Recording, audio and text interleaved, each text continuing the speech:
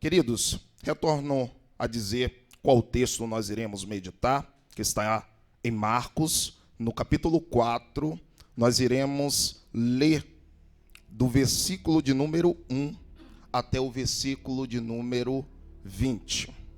Diz assim, a epígrafe textual, ou seja, o título é este: a parábola do semeador. O versículo 1 em diante, assim diz: voltou Jesus a ensinar à beira-mar, e reuniu-se numerosa multidão a ele, de modo que entrou no barco, onde se assentou, afastando-se da praia, e todo o povo estava à beira-mar, na praia. Assim, lhes ensinava muitas coisas por parábolas, no decorrer do seu doutrinamento. Ouve, eis que saiu o semeador a semear, e ao semear, uma parte caiu à beira do caminho, e vieram as aves e a comeram. Outra caiu em solo rochoso, onde a terra era pouca, e logo nasceu, visto não ser profunda a terra. Saindo, porém, o sol a queimou, e porque não tinha raiz, secou-se. Outra parte caiu entre os espinhos, e os espinhos cresceram e a sufocaram, e não deu fruto. Outra, enfim, caiu em boa terra, e deu fruto que vingou e cresceu, produzindo a 30, a 60 e a 100 por um. E acrescentou: quem tem ouvidos para ouvir, ouça. Quando Jesus ficou só, os que estavam junto dele com os 12 o interrogaram a respeito das parábolas. Ele lhes disse, ele lhes respondeu: a vós outros vos é dado conhecer o mistério do reino de Deus, mas aos de fora tudo se ensina por meio de parábolas, para que vendo, vejam e não percebam, e ouvindo, ouçam e não entendam, para que não venham a converter-se e haja perdão para eles. Então lhes perguntou: não entendeis esta parábola? E como compreendereis todas as parábolas? O semeador semeia a palavra. São estes os da beira do caminho, onde a palavra é semeada.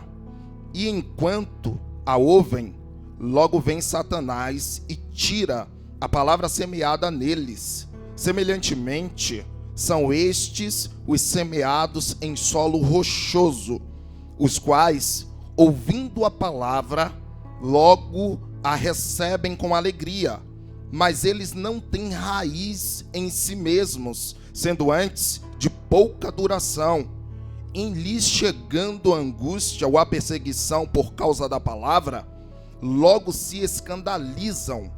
Os outros, os semeados entre os espinhos, são os que ouvem a palavra, mas os cuidados do mundo, a fascinação da riqueza e as demais ambições, concorrendo, sufocam a palavra, ficando ela infrutífera.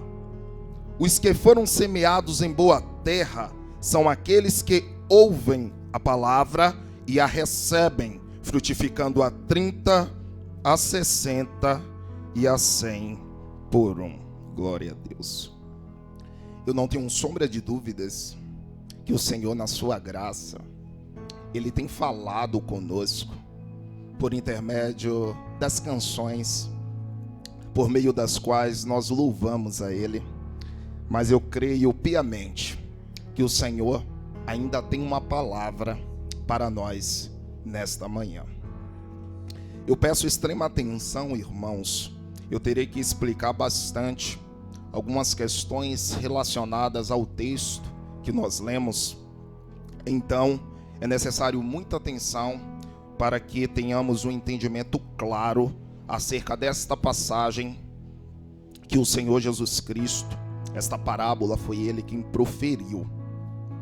Queridos, é interessante nós sabermos, até mesmo porque no decorrer da mensagem eu irei citar o que Marcos, que é o que nós lemos, Mateus e Lucas relatou sobre esta passagem, porque os três evangelhos, não somente aquele que foi escrito por Marcos, mas também o que foi escrito por Mateus e também por Lucas, eles relatam acerca desta parábola. E desde já, eu entendo que é importante nós entendermos sobre o que significa uma parábola.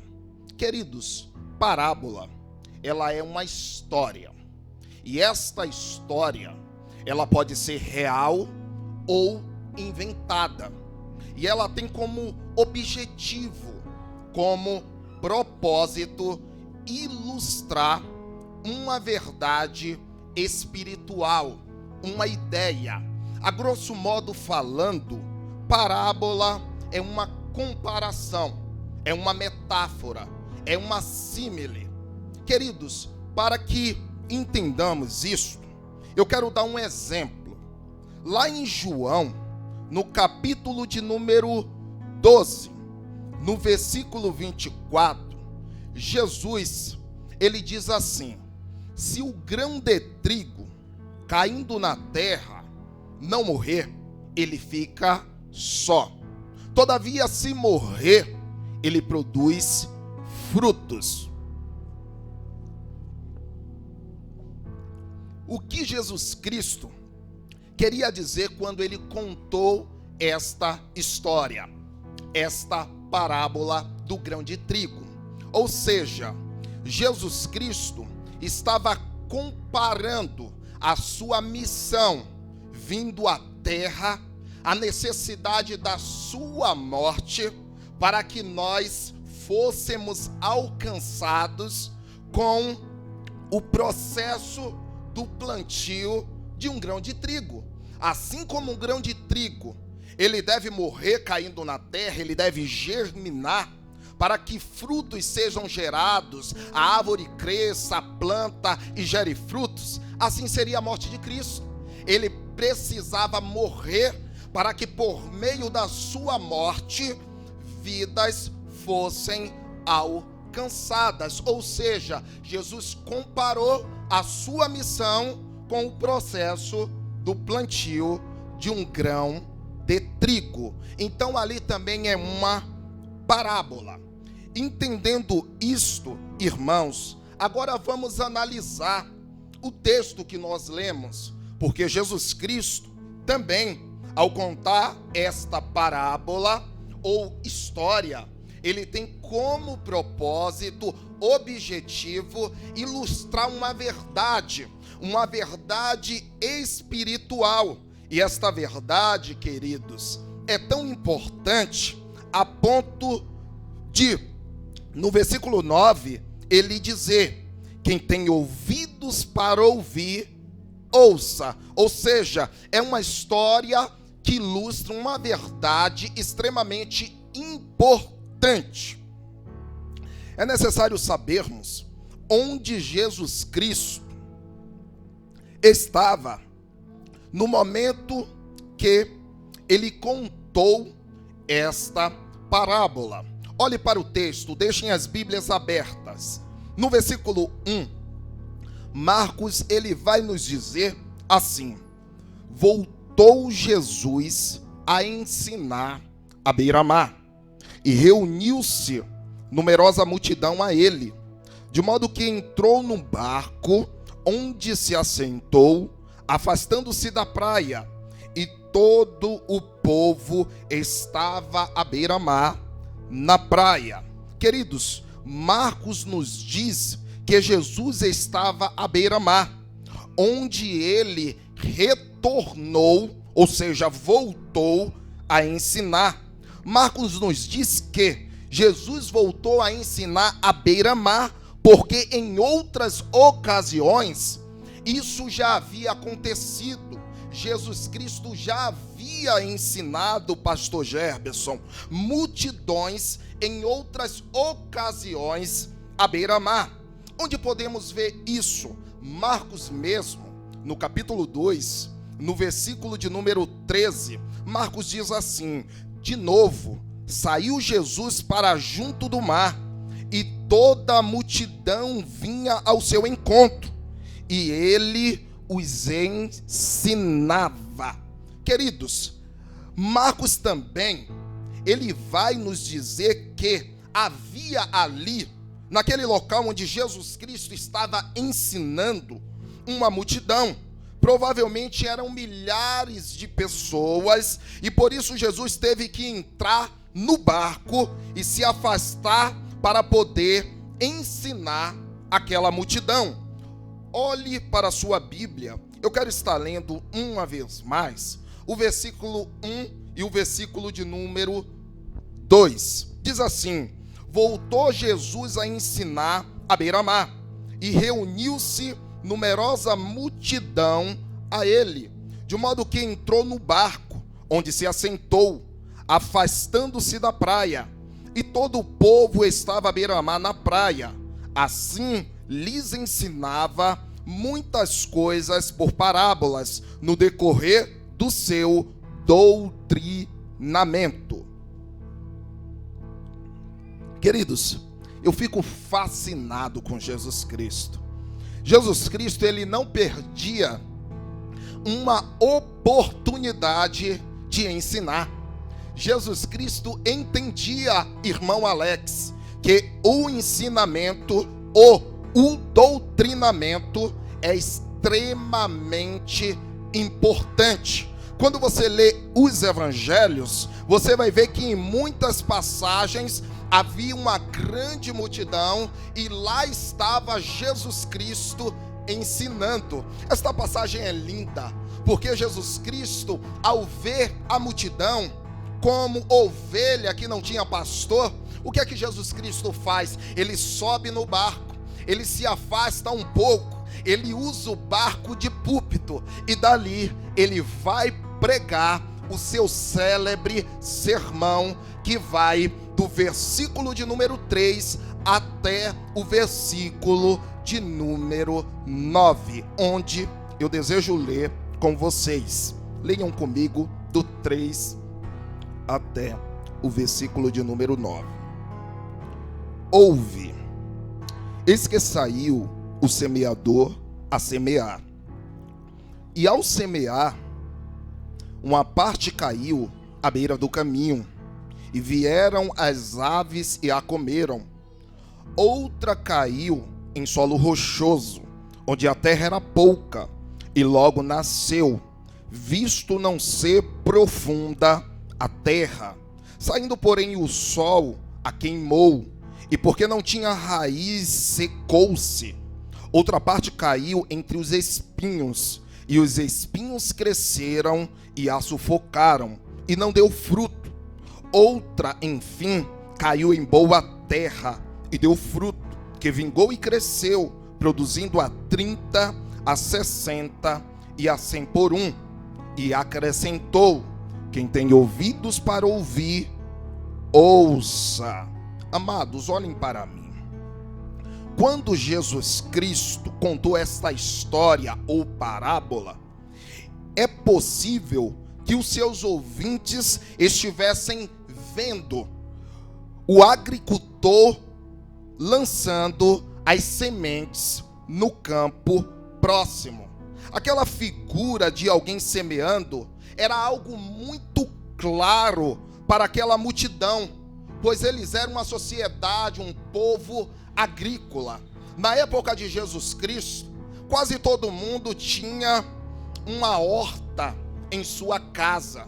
Vocês podem ver que lá em Mateus, no capítulo 23, você vai ver Jesus Cristo falando que os líderes religiosos, o povo dava o dízimo da hortelã, de tudo isso, de sua plantação, porque eles eram um povo agrícola. Então aquela mensagem, aquela história é de fácil compreensão para as pessoas que ali estavam.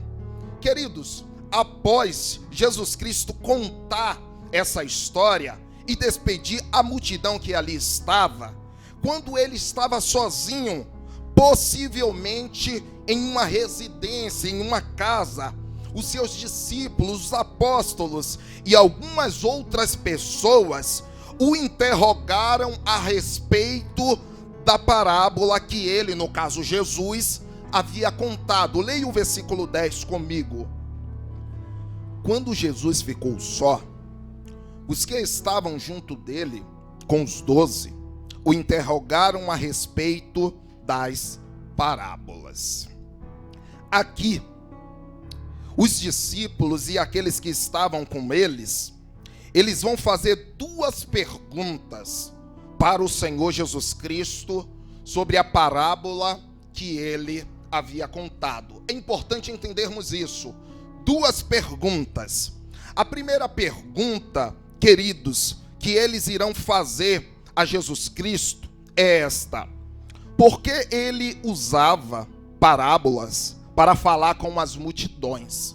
Mateus, relatando esta passagem, ele vai dizer isso no capítulo 13, no versículo 10, que diz assim: então se aproximaram os discípulos e lhes perguntaram, no caso perguntaram a Jesus, por que lhes fala por parábolas? Ou seja, Senhor, por que o Senhor fala à multidão por meio de parábolas? A resposta de Jesus é esta, está no versículo 11 e 12 aí de Marcos, leia comigo.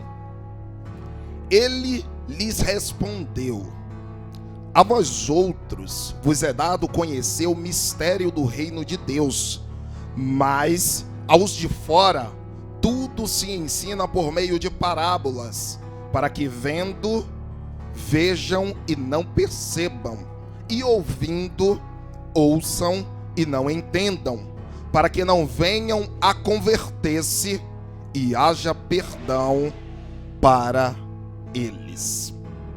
Queridos, duas verdades nós podemos destacar aqui sobre a soberania de Deus na resposta que Jesus Cristo dá aos seus discípulos, ou seja, na primeira resposta. Quais são essas duas verdades sobre a soberania de Deus que nós podemos destacar aqui?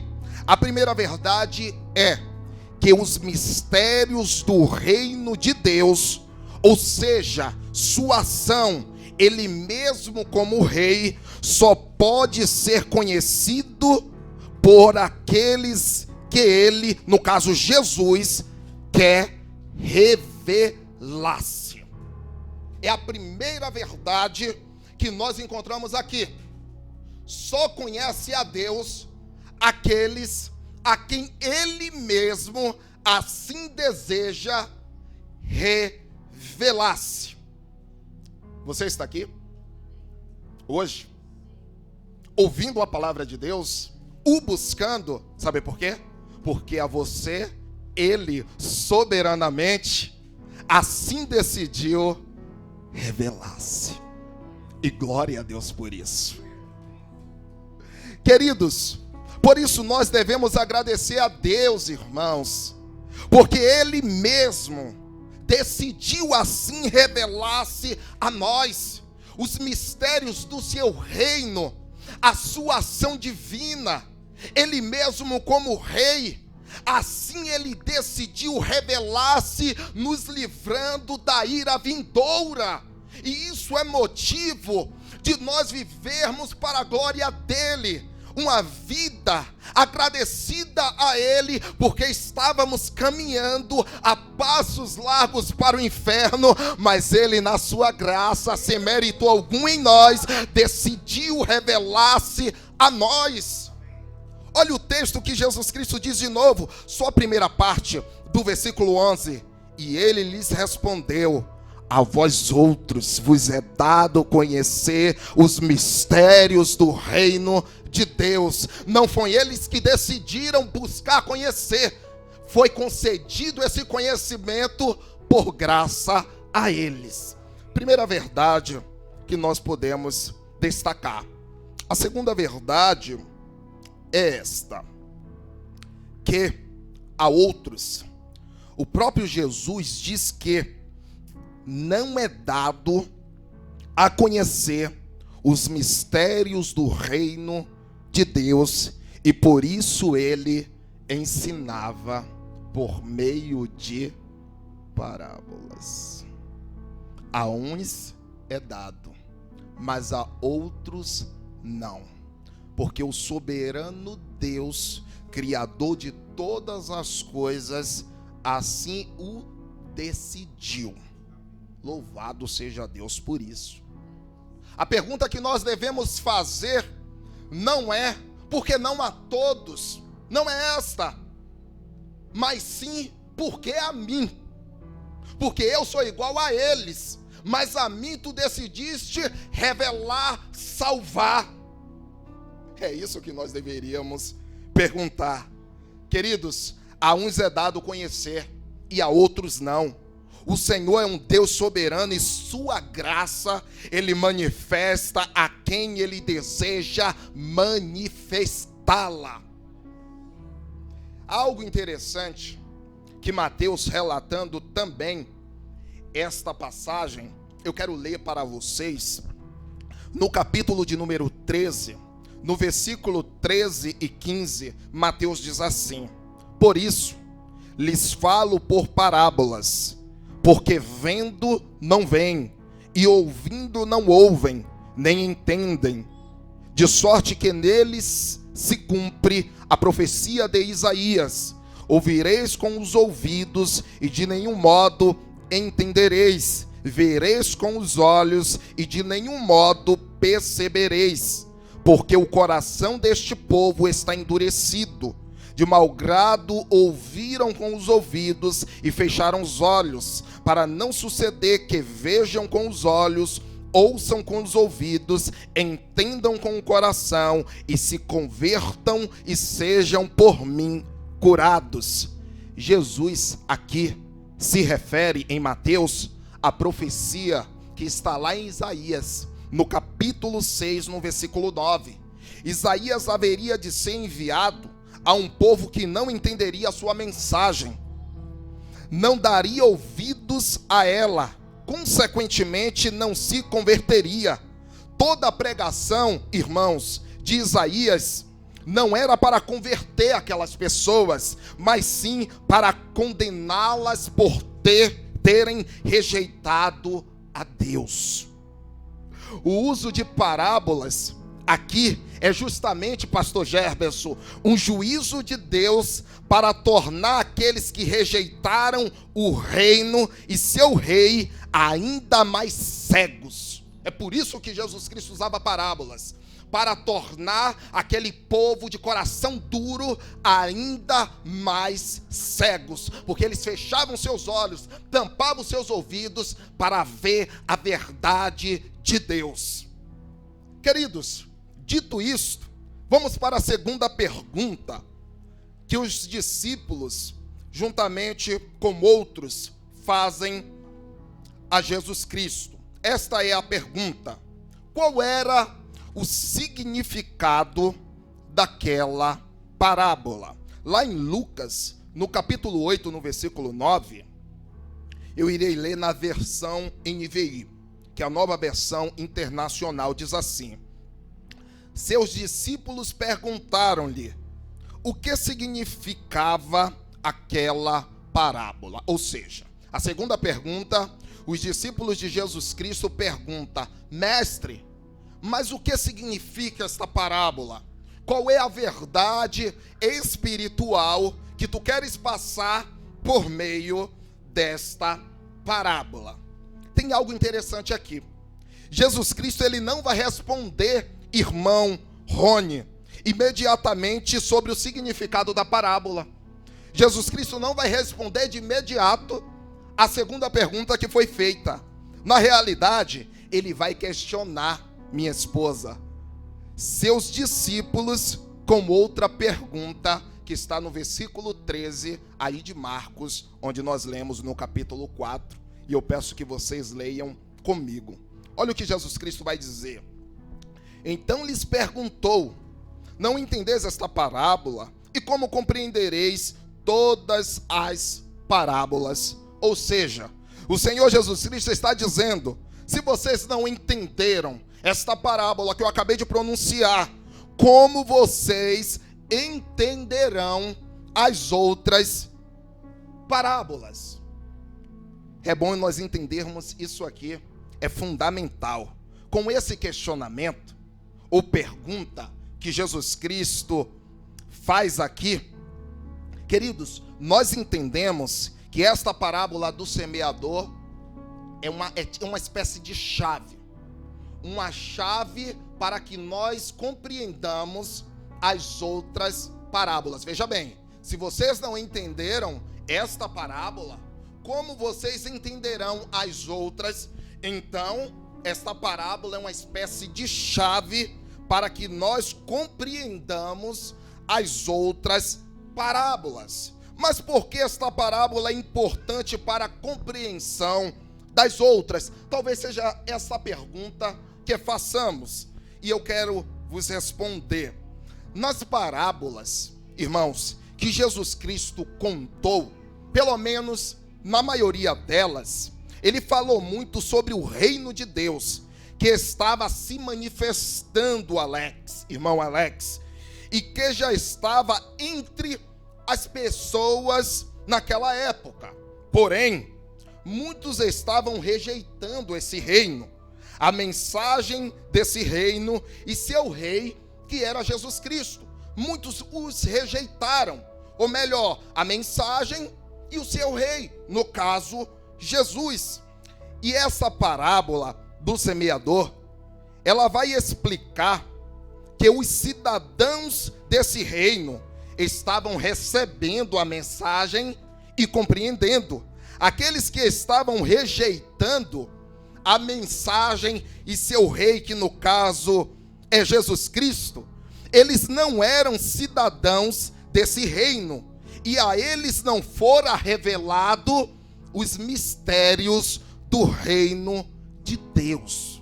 Os discípulos deveriam saber disso, para entenderem claramente que de fato o reino de Deus estava entre eles. E não somente entre eles, irmãos. Esse reino, ele estava de fato avançando, independente da rejeição de muitos que não eram cidadãos desse reino. E por isso Jesus Cristo disse: se eles não entenderem esta parábola, que era uma espécie de chave para a compreensão das outras, que tratavam sobre o reino de Deus e seu avanço, sua expansão, como eles entenderiam as outras parábolas? Era necessário extremamente a compreensão dessa. Retorna a dizer: os que estão rejeitando não fazem parte do reino. A eles não foram revelados mistérios, mas aqueles que estão aceitando a terra boa, que já veremos, estes faz parte do reino, e esse reino, ele está avançando. Independente do que você vê na televisão, independente das más notícias, o reino de Deus na terra, ele está avançando. Jesus Cristo, contando outra parábola, ele comparou o reino de Deus a um grão de mostarda. Um grão de mostarda é do tamanho de uma cabeça de um alfinete, que a costureira usa, extremamente pequeno. Mas ele falou que este grão de mostarda, ele se torna uma árvore grande, que chega até 5 metros de altura. Comparando o reino de Deus, ele começa pequeno. Começou com 12, mas foi se espalhando, ganhando todo mundo antigo e nos alcançou. E por isso nós estamos aqui, somos membros deste reino. E era necessário os discípulos entenderem esta parábola que mostra esta verdade sobre o reino, para entender que, independente da rejeição, o reino está avançando e alcançando os que fazem parte dele. Queridos, agora Jesus Cristo vai responder a segunda pergunta sobre o significado da parábola, a partir do versículo 14 ao 15. Vocês lembram que foram 2 perguntas que os discípulos fizeram. Jesus os questionou primeiro e agora ele vai responder a segunda pergunta, que é sobre o significado da história ou da parábola do semeador. E a partir daqui eu quero pregar. Eu quero atentar para o texto e expor e aplicar aquilo que Jesus Cristo ele tem para nos ensinar por meio dessa história que ele vai explicar para os discípulos a partir do versículo 14 ao 20. Mas antes, irmãos, aqui na explicação da parábola, nós precisamos destacar 3 elementos para que tenhamos uma compreensão clara da história. O primeiro elemento é o semeador. O segundo elemento é a semente. E o terceiro elemento são os solos, os tipos de solos. Primeiro, o que é o semeador nesta parábola? O semeador é Jesus ou qualquer discípulo dele. Preste atenção. O semeador aqui representa Jesus Cristo ou qualquer discípulo dele que sai pregando, anunciando o evangelho de Deus. Segundo, o que é a semente? A semente é a palavra de Deus. Guardem isso aí. A semente é a palavra de Deus.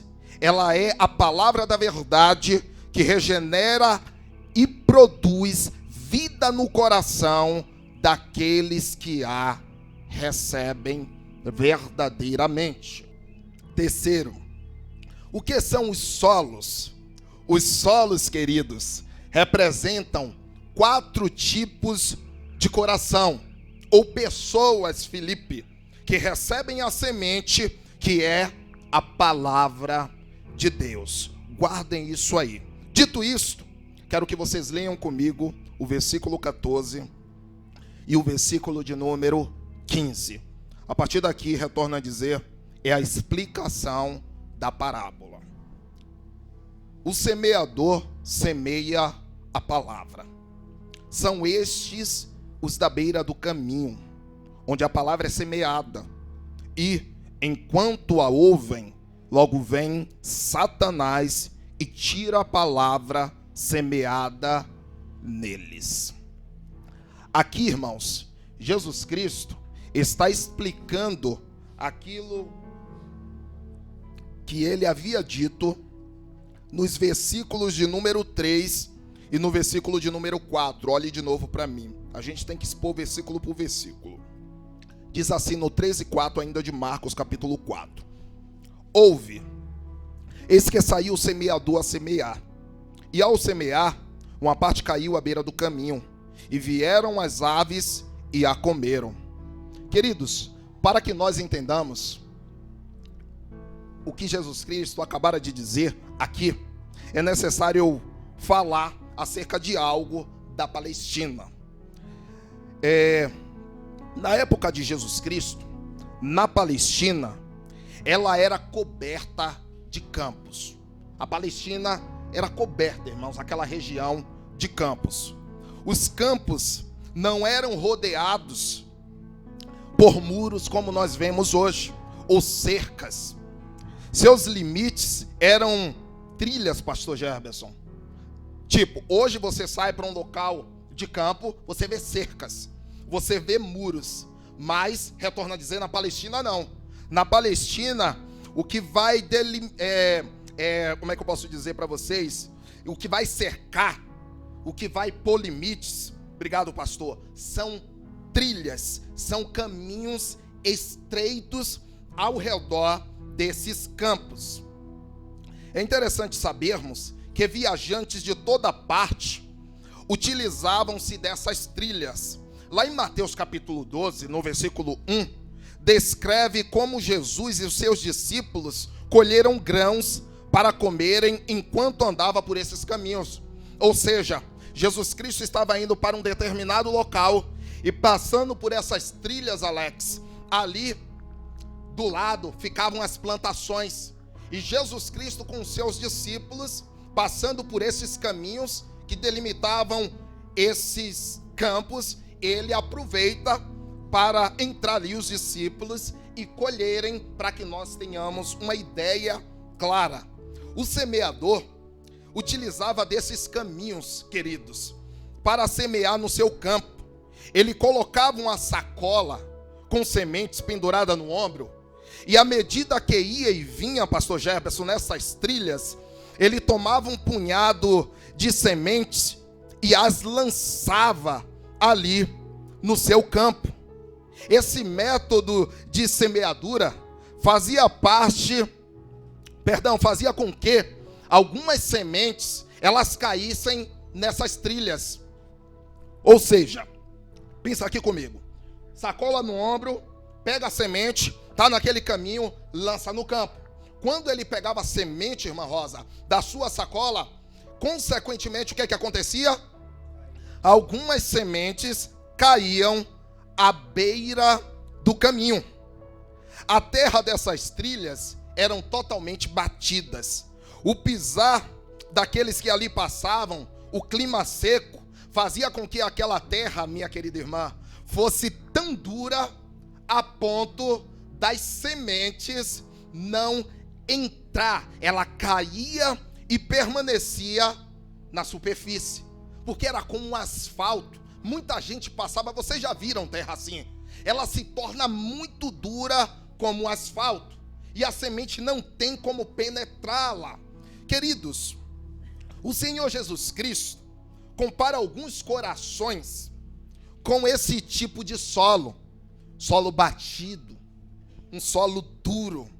Você vê que no versículo 15, ele diz assim: são estes os da beira do caminho, onde a palavra é semeada, e enquanto a ouvem, logo vem Satanás e tira a palavra semeada neles. E aqui é o primeiro ponto que eu quero abordar. Os da beira do caminho aqui representa os corações duros ao evangelho. Os da beira do caminho, ou seja, aquela semente que cai na beira do caminho, naquele solo duro, batido, devido ao caminhar de muitas pessoas, devido ser trilha, representa o coração de algumas pessoas, corações duros ao evangelho. Estes corações ouvem e não compreendem a palavra que é ministrada. Quando a semente, que é o evangelho, é lançada a este coração, por meio da pregação, ela não penetra, porque ali é um solo pisado, ali é um solo batido, um solo duro, e por isso, a pregação do evangelho, ela não consegue penetrar naquele coração, por causa da sua dureza. Queridos, amados irmãos, vocês já viram aquele solo que ele é tão duro que quando você joga água, ele malmente absorve. Geralmente a água ela escorre. Existem pessoas assim. Existem pessoas que elas têm um coração tão duro que você pode falar verdades relacionadas ao evangelho, elas não aceitarão. E deixa eu fazer uma observação. Um coração duro ouve, mas lhe falta compreensão e entendimento espiritual. Ele escuta o sermão, mas não consegue dar atenção à palavra que está sendo ministrada. Era isso que acontecia na época de Jesus Cristo, Adriano. Jesus Cristo pregava para os religiosos, para os líderes religiosos da época, falava a verdade, contava parábolas, mas eles se fechavam, o seu coração era duro, a ponto da palavra não penetrar. Infelizmente, existem pessoas assim, e isso aqui não se aplica tanto aos de fora, isso se aplica aos de dentro, que domingo após domingo estão ouvindo o santo evangelho pregado, mas eles não dão ouvido, a mensagem ela não entra, porque o coração é tão duro como aquela trilha, aquele barro daquela trilha pisado por muitos. A semente cai e ali permanece, não conseguindo penetrá-lo. Queridos, Mateus, no capítulo 13, no versículo 19, ele diz assim sobre esse coração: a todos os que ouvem a palavra do reino e não compreendem, vem um maligno e arrebata o que lhes foi semeado no coração. Este é o que foi semeado à beira do caminho. Mateus começa dizendo assim: a todos que ouvem a palavra do reino e não compreendem. É interessante que a palavra grega que Mateus usou aqui para descrever a ideia que é compreender, o seu significado é este: colocar ou unir na mente. O Novo Testamento foi escrito no grego koiné, e a maioria de nós sabemos disso. E esta palavra tem o seu significado, esta palavra compreender que é usada aqui, ela tem seu significado colocar ou unir algo na mente. O que nós entendemos aqui? Essas pessoas que ouvem a mensagem, mas a mensagem ela não penetra, ela não consegue colocar aquilo que ela está ouvindo na mente. Aquilo que está sendo pregado não afeta a vida daqueles que estão ouvindo, porque eles não conseguem, eles até ouvem, preste atenção, eles até ouvem a pregação do evangelho, mas a pregação não entra na mente, não consegue unir, não consegue penetrar, porque mente aqui fala de coração, o coração fala de mente, mas só que é uma terra tão dura que não penetra. É como aquela pessoa que ouve que olhar para uma mulher e cobiçá-la, ou um homem que não é sua esposa nem seu marido, Jesus Cristo já disse que aquilo já é adultério. Mas essa pessoa ela está ouvindo, mas ao sair do culto, ela continua nas mesmas práticas. A mensagem não atinge a forma de viver, o comportamento, a conduta, ela não consegue pôr aquilo que ouve na mente. Então Jesus Cristo está dizendo que a semente lançada à beira do caminho são pessoas que agem dessa forma. Eu quero, irmãos, fazer uma observação também. O endurecimento de não aceitar a mensagem, há uma ação do homem sem sombra de dúvidas. Mas também acontece neste momento uma ação maligna. Leia aí de novo Marcos no capítulo 4, versículo 15. Olha o que Marcos diz: são estes os da beira do caminho, onde a palavra é semeada, e quando a ouvem, logo vem quem? Satanás, e tira a palavra semeada neles. Deixa eu te explicar isso aqui.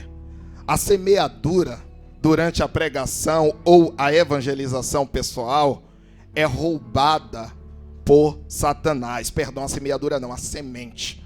Durante a pregação ou a evangelização pessoal é roubada por Satanás. Deixa eu te falar uma coisa que talvez te espante. É possível que agora, neste exato momento que eu estou pregando o santo evangelho, haja uma ação maligna neste exato momento na vida de pessoas. Satanás retirando a mensagem que está sendo pregada. Deixa eu falar o teu coração, para que você possa entender como isso acontece. E a partir desse momento, você que está aqui, está pensando no que você vai fazer após o culto, não dando ouvidos à mensagem. É pessoas que estão pensando, talvez, no pecado que irão cometer mais tarde. É pessoas que não estão dando atenção à palavra. Nesse momento, pastor Jefferson, Jesus Cristo diz que Satanás, ele vem, ele rouba a mensagem, a semente, Rony, e ele leva para longe no momento do culto santo a Deus, no momento da pregação da palavra. Satanás age na vida de pessoas, levando a semente devido ao seu coração duro. Isso é importante, irmãos, extremamente importante. Eu quero que vocês leiam comigo o versículo de número 16 e o versículo de número 17. Semelhantemente, são estes os semeados em solo rochoso, os quais, ouvindo a palavra, logo a recebem com alegria, mas eles não têm raiz em si mesmos, sendo antes de pouca duração. Em lhes chegando a angústia ou a perseguição por causa da palavra, logo se escandalizam. Aqui, no versículo 16 e 17, Jesus Cristo está explicando aquilo que ele havia dito no versículo 5 e no versículo 6, que eu vou ler para vocês agora. Outra caiu em solo rochoso, onde a terra era pouca, e logo nasceu, visto não ser profunda a terra.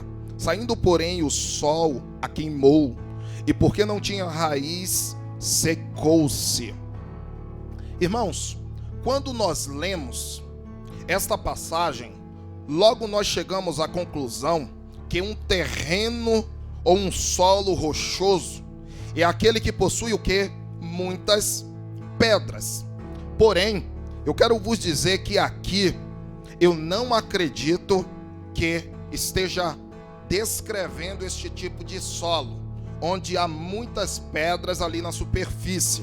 Querido, o John MacArthur, que é um grande estudioso das escrituras em nossos dias, ele diz que esse solo rochoso, que aqui é descrito, não se refere a um solo, irmão Rony, pedregoso, pois qualquer agricultor, é lógico, que ao cultivar um campo, o que é que ele faria?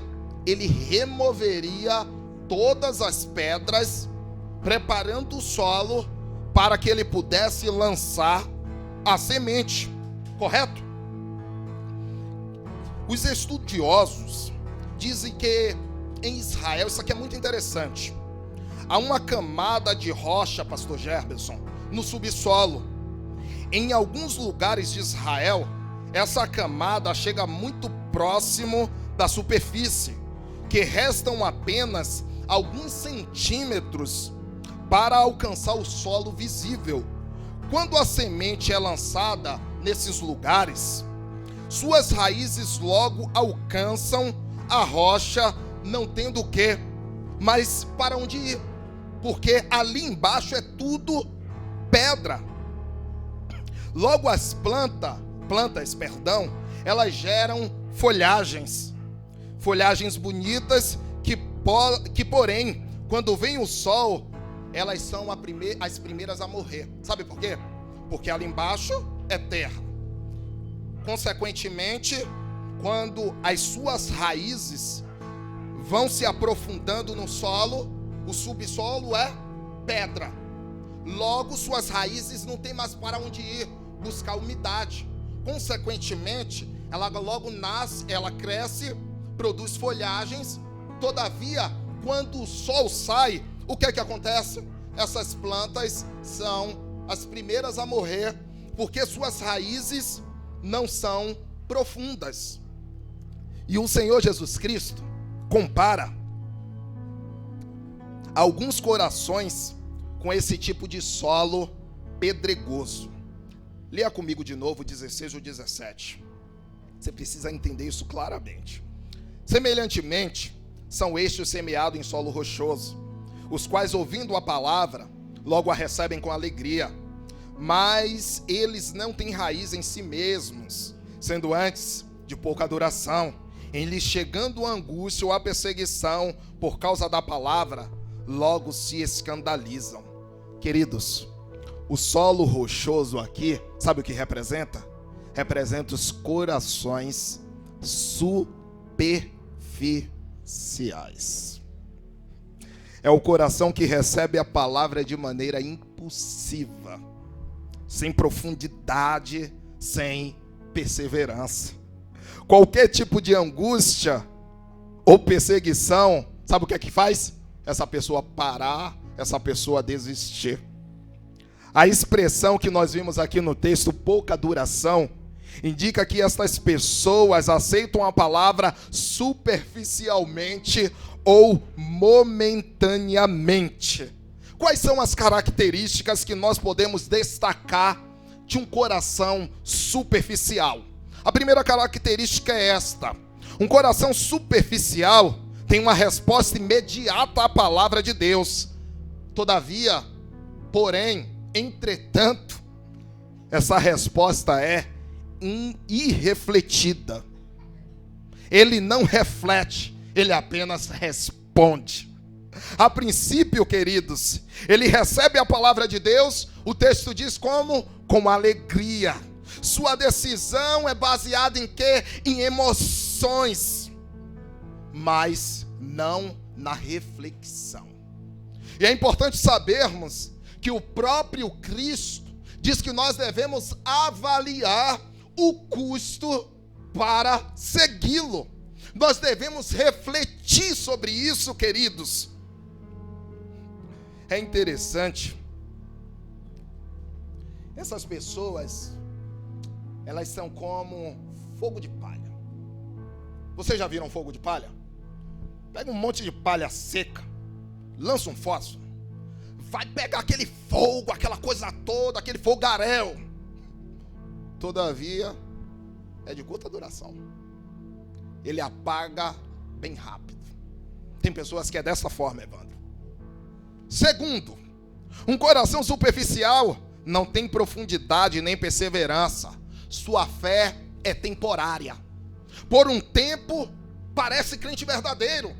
Dá glória a Deus e aleluia, como alguns dizem. Mas quando chega a perseguição, a provação, essa pessoa esmurece. Essa pessoa abandona o santo evangelho, abandona entre aspas, porque nunca abraçou de verdade. Nunca o abraçou. Não houve novo nascimento, queridos. E consequentemente transformação verdadeira na vida. É algo apenas aparente. São como a planta que não possui raiz profunda. Quando chega o sol da aflição, o que é que acontece? É a primeira a morrer. Suas raízes não são profundas. Sabe por quê? Porque o evangelho, ele não penetrou. Em cima daquela terra ali, que parecia uma terra boa, só há pedras por baixo. O evangelho, Alex, ele não penetra. Terceira característica: um coração superficial não avalia o custo do discipulado conforme que foi dito. Jesus Cristo disse àqueles que quisessem segui-lo, que tomasse a sua cruz e fosse após ele. Porém, o coração superficial não quer uma cruz, ele não quer a perseguição, ele quer a glória, ele quer a aceitação, ele não quer a rejeição, que traz angústia consigo. Queridos, deixa eu te falar uma coisa. Ser cristão, preste bem atenção nisso. Ser cristão não vai exigir uma parte de você. Gravem isso. Ser cristão não vai exigir uma parte de você. Em outras palavras, 50%, 70%, 80%. Não. Ser cristão vai exigir tudo de você. Jesus Cristo disse que aquele que quiser segui-lo, tome a sua cruz e siga-o.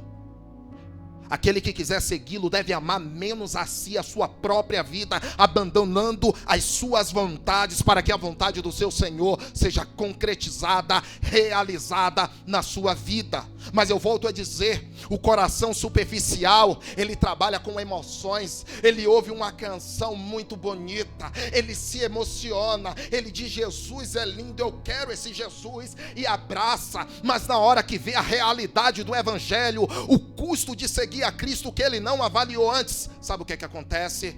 Ele para.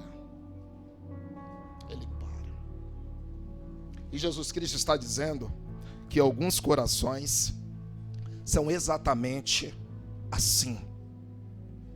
Exatamente. Há pedras por baixo daquele solo, de tal maneira que o evangelho não avança naquele coração.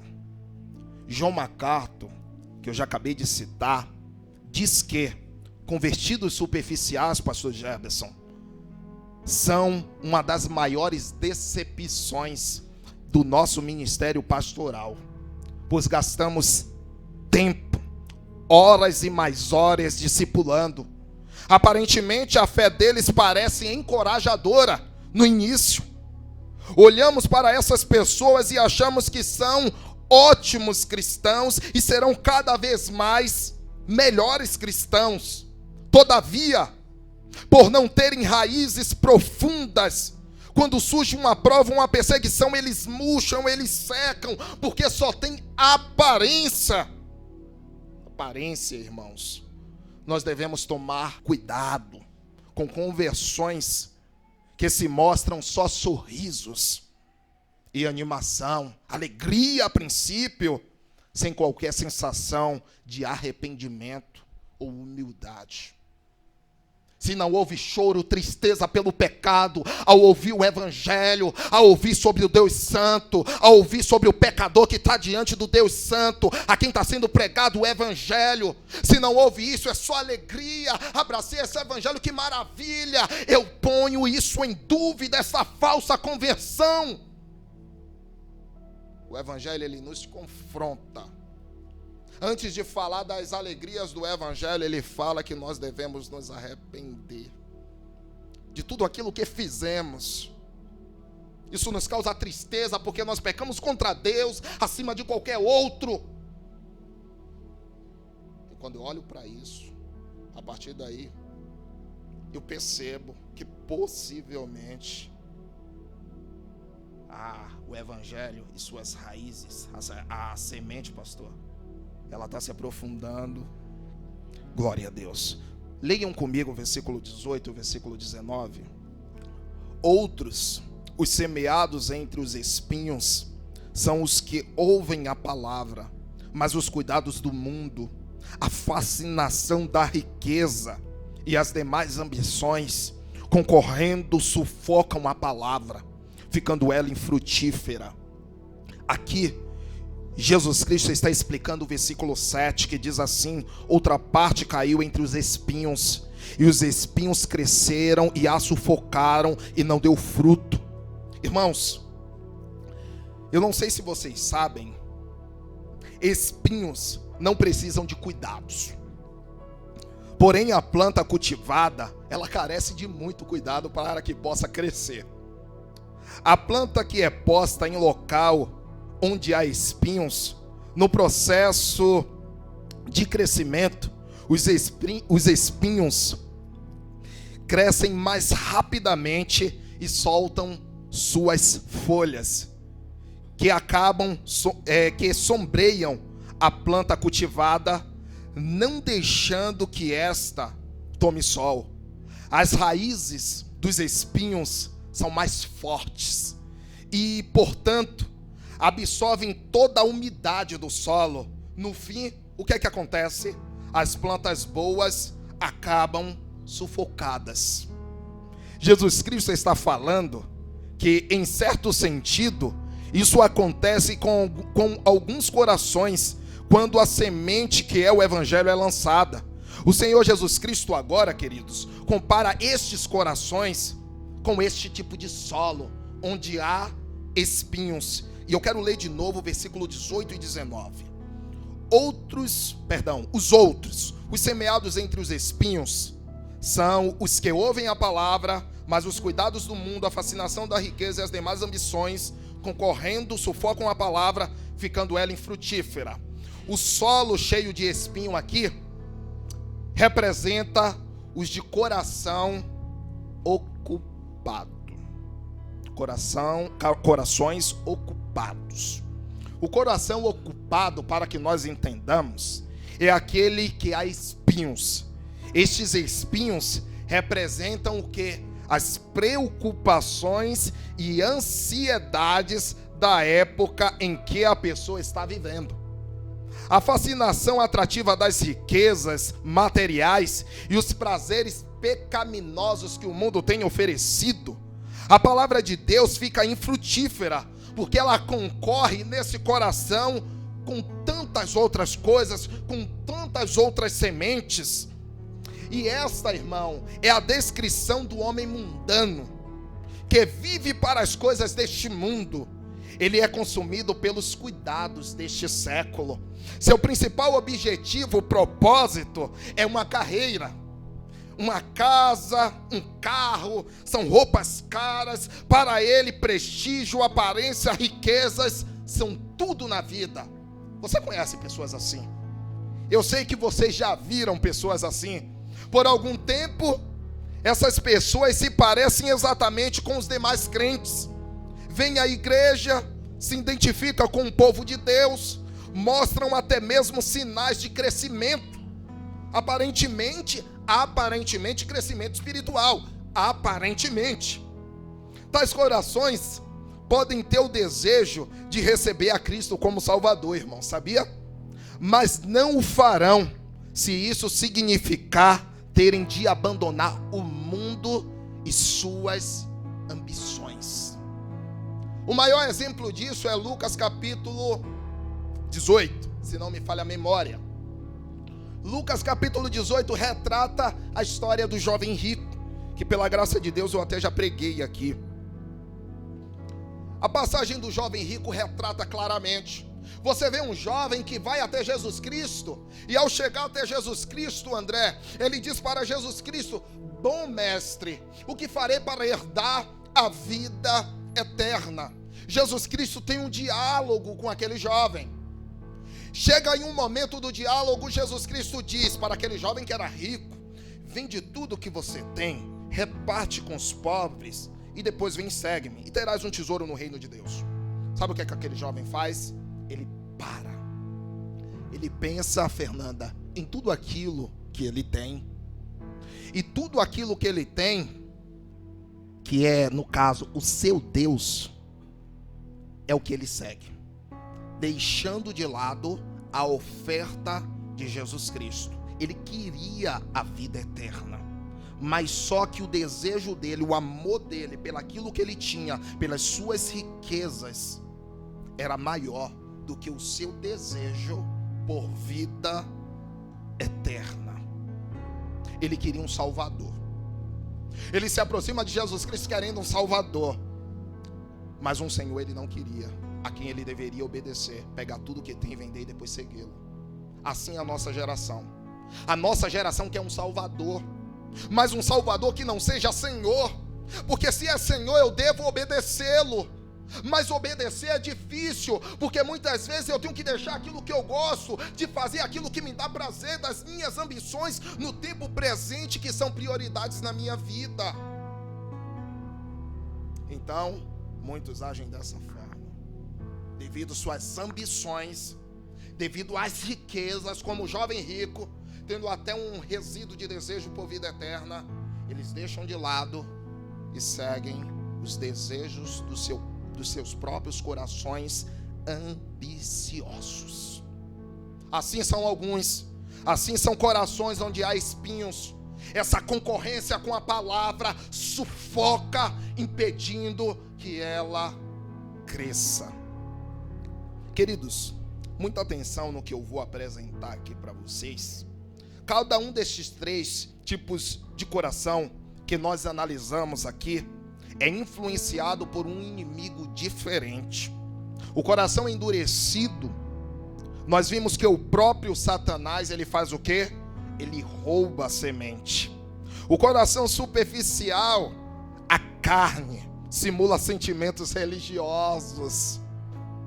O coração ocupado, as coisas do mundo sufocam o crescimento e impedem a produção. Aqui nós encontramos 3 inimigos do cristão: o mundo, a carne e o diabo.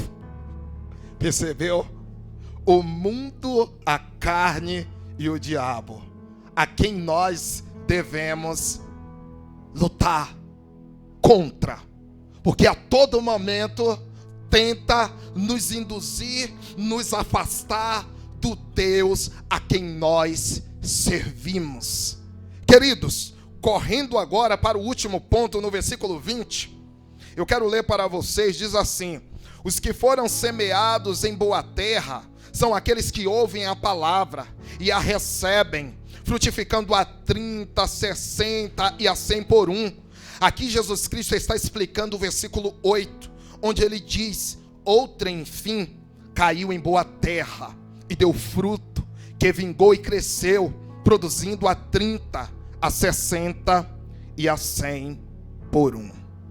Citando de novo John MacArthur, ele diz que esse solo aqui, ele é fofo, ao contrário daquele à beira do caminho que era duro. Esse solo é profundo, o que não acontece com um solo rochoso, porque há muitas pedras debaixo da terra. Ele é limpo, diferente do solo infestado de espinhos que concorrem ali com a palavra, que é a semente. Aqui a semente abre-se para a vida e produz enorme colheita, a 30, a 60 e a 100 por um.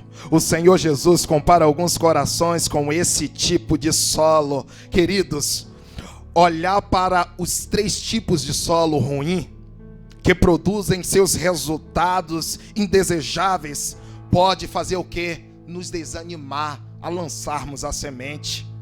Mas ainda nós temos que ter em mente que há um bom solo que representa o coração frutífero. E Jesus Cristo, após falar sobre os 3 solos, que na realidade representam um tipo de pessoa, aquela que é incrédula, Jesus Cristo agora vai nos motivar os seus discípulos a lançar a semente, porque ainda que ela caia nesses 3 tipos de solos ruins, ainda há um solo bom. Isso aqui é motivador. A terra boa aqui representa o coração frutífero. Jesus está dizendo que Jesus não está dizendo na realidade que existem corações bons, porque nós podemos interpretar que a terra boa, então existem pessoas que têm um coração bom. Eu quero te dizer que não é exatamente isso que Jesus Cristo está dizendo. Na realidade, irmã Rosa, quem o torna um solo bom para receber a mensagem, o evangelho, é o semeador.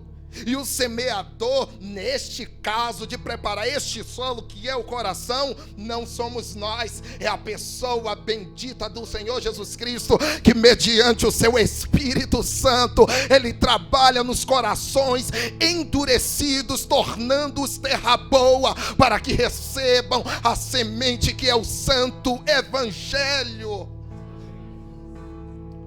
A terra boa, irmãos, é o coração da pessoa que ouve, recebe e pratica a palavra de Deus.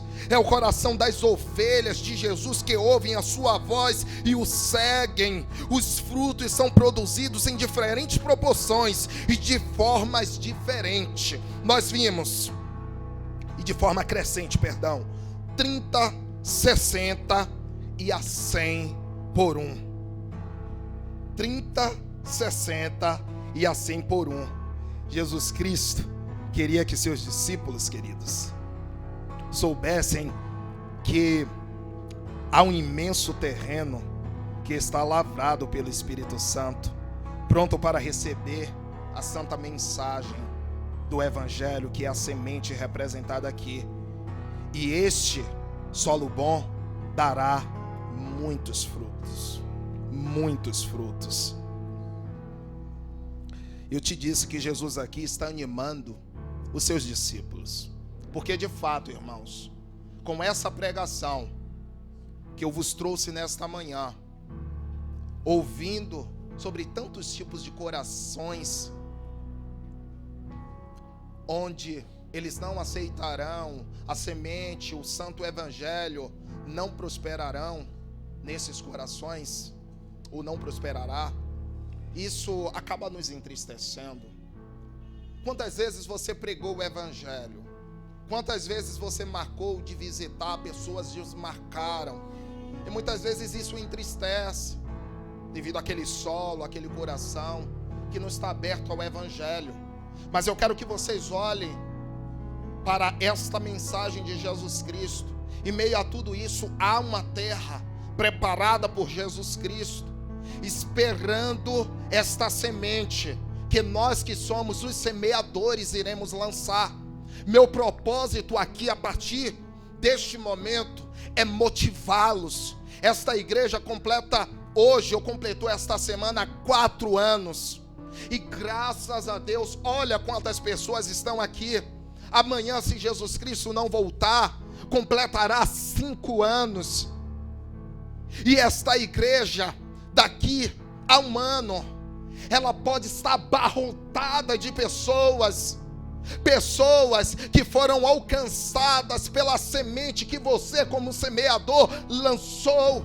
Alguém disse uma certa feita, e eu gravei isso. Grave bem: cada crente em Cristo é um missionário, e cada coração sem Cristo é um campo missionário. É hora de vocês levarem isso a sério. Você é o missionário desta época. Você é o semeador desta época. É hora de você abraçar esta mensagem e sair daqui semeando, crendo que o Senhor Jesus Cristo trabalhará nos corações duros, os mudará, e ali a semente achará um local onde ela vai germinar, ela vai crescer, ela vai produzir. Saia daqui com esta convicção hoje. Jesus Cristo, em João capítulo 15, ele se comparou à videira e disse que nós somos os galhos, e ele disse que todo galho que está nele, ele gera frutos. Você viu que gerou aqui 30, 60 e a 100 por 1. Eu te pergunto hoje, quais são teus frutos? Talvez você não tenha gerado nenhum tipo de fruto até aqui, mas a partir de hoje você pode gerar, porque pela graça de Deus você está de pé. É hora de você desejar isso. Coragem, irmãos, pois o Senhor da seara, ele pode quebrar o solo mais endurecido e livrá-lo das piores pragas. A terra dura, o terreno pedregoso, nem sempre permanece assim. É bom nós sabermos disso. Deus pode tratar esse solo. Há um antigo método de cultivo em Israel. Sabe o que eles faziam melhor? Eles lançavam a semente primeiro, Rânio, e depois eles vinham arando a terra. Talvez quando você lançar a semente, a terra ainda não esteja preparada, e Satanás, como ave, venha levar aquela semente, mas o Espírito Santo, ele pode tratar aquela terra dura, após a semente ser lançada, empurrar a semente para dentro, de tal maneira que aquela semente irá germinar. Eu quero que você creia isso. Eu quero que você não seja desmotivado, apesar da rejeição, como os discípulos não eram para serem desmotivados. Aos predestinados, aqueles que na eternidade Deus os escolheu, Deus decretou que os salvaria no tempo, e muitos deles: é a prostituta, é o viciado, é o adúltero, é o mentiroso, é o cachaceiro. Não importa se está de pé, ainda há esperança, e a esperança é Jesus Cristo em salvar os piores pecadores. Igreja, semeie a santa mensagem do evangelho. Semeie. Deus não te levantou para ser mais um. Deus te levantou para ser alguém diferente. Olhe para a história da igreja. Alguns produziram muito, outros produziram pouco, mas todos produziram, todos os verdadeiros. Talvez eu não produza na mesma proporção que você, mas todos, de fato, crentes genuínos, produzirão.